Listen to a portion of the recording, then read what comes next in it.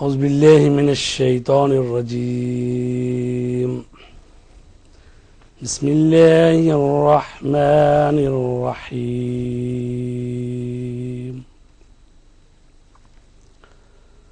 اللہ تبارک تعالیٰ کی پناہ چاہتا ہوں شیطان مردود سے۔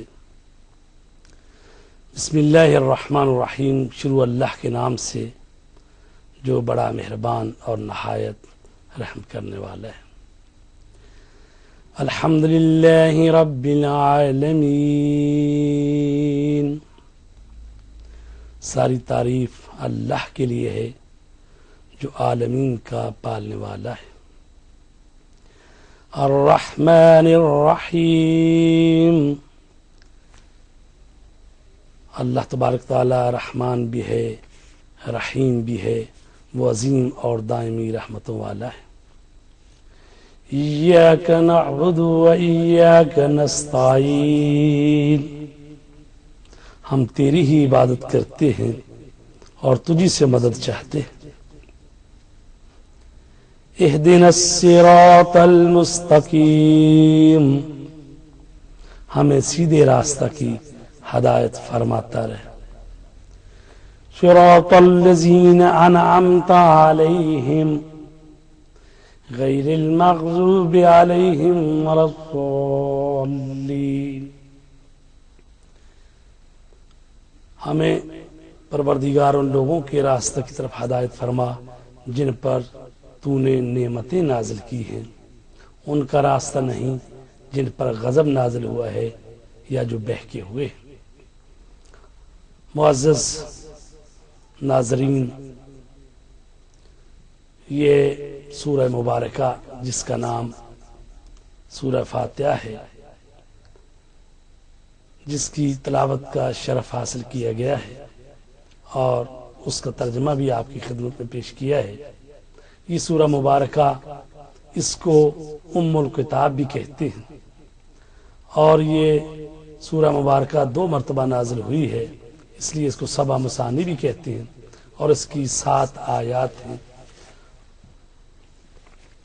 سب سے پہلے جب قرآن مجید پڑھا جائے تو اس کے لیے حکم ہے کہ پہلے اللہ کی پناہ چاہو شیطان مردود سے، تاکہ وہ تمہیں کسی وسوسے میں نہ ڈالے، تو لہذا اس لیے اعوذ باللہ من الشیطان الرجیم پہلے پڑھا جاتا ہے۔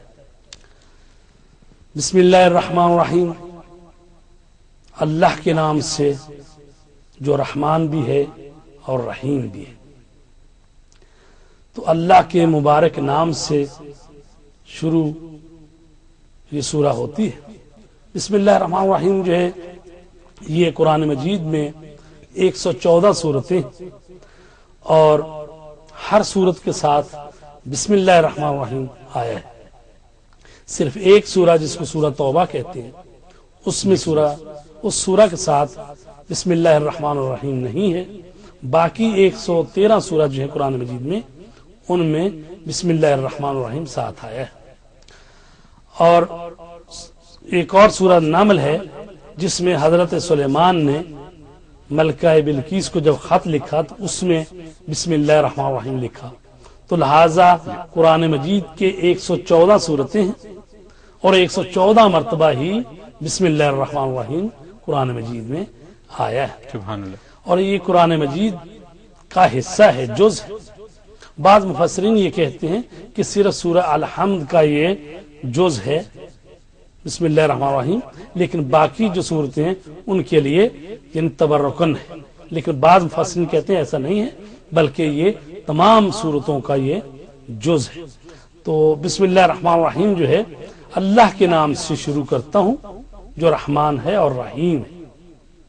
اب یہ سب سے پہلے لفظ حرف جو آیا ہے وہ با ہے، تو یہ اس میں جا، تو بسم اللہ یہ با جو ہے یہ متعلق چاہتا ہے کس کے متعلق ہے، تو کہا گیا ہے یہ فعل ابتدا جو ہے، یہ بائے بسم اللہ جو ہے اس کا تعلق ابتدا سے ہے، یعنی ابتدا کرتا ہوں خدائے رحمان و رحیم کے نام سے۔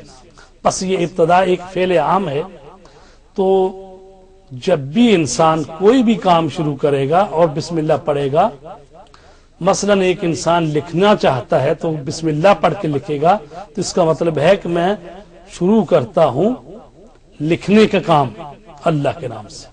اور اگر کوئی کھانا کھائے اور بسم اللہ پڑھے تو اس کا مطلب ہے کہ میں کھانا کھانا شروع کرتا ہوں اللہ کے نام سے۔ یعنی کہ جو بھی کام آپ کرے گا اس کی ابتدا اگر آپ بسم اللہ الرحمن الرحیم سے کر رہے ہیں یہ اس معنی میں ہو جائے گا۔ جی قبلہ۔ تو قرآن مجید کی جو صورتیں ہیں ان کے ساتھ جو بسم اللہ آیا ہے، تو یہ جو قرآن مجید کے مطالب اس سورہ میں ہوں گے یہ انہی سے متعلق، مثلا یہ سورہ الحمد ہے تو اس کے ساتھ بسم اللہ آیا ہے، تو اس میں یہ ہے کہ سورہ حمد میں حمد خدا ہے، عبادت ہے، استعانت ہے اور طلب ہدایت ہے، اس جیسے مفاہیم ہے۔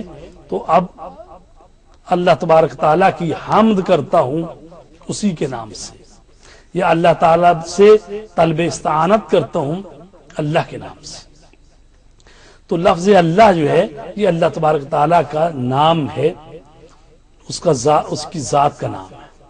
اور یہ مفسرین کہتے ہیں یہ الہ سے ہے، الہ کے معنی ہے معبود، اور الہ کے معنی ہے یعنی جس ذات کو پریشانیوں میں پکارا جائے اور اس کی طرف رجوع کیا جائے اس کو کہتے ہیں الہ۔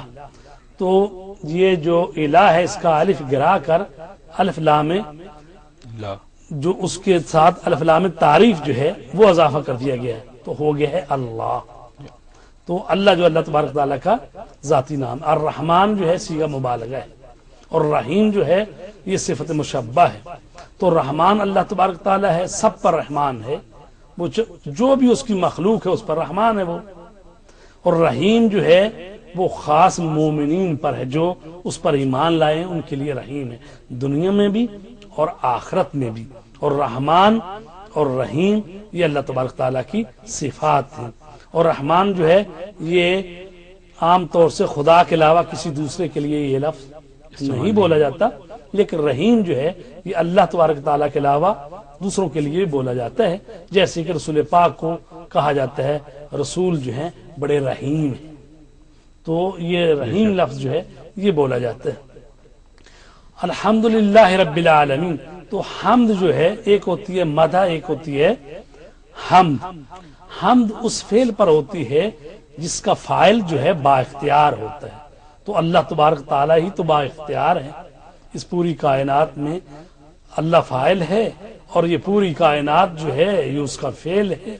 اور جب بھی کوئی انسان جس چیز کی بھی تعریف کرے، کوئی حسین منظر کی تعریف کرے، کسی خوبصورتی کی تعریف کرے، اور جب بھی اللہ کی مخلوق کی تعریف کرتے تو حقیقت میں اس فاعل کی جس نے اس کو پیدا کیا ہے، وہ خالق جو مالک ہے جس نے پیدا کیا ہے، تو حقیقی تعریف اسی کی ہے، حمد اسی کی ہے۔ اور اس میں ہے الحمدللہ رب العالمین، تمام تعریفیں جو ہیں اسی پروردگار کی ہیں جو کہ عالمین کا رب ہے۔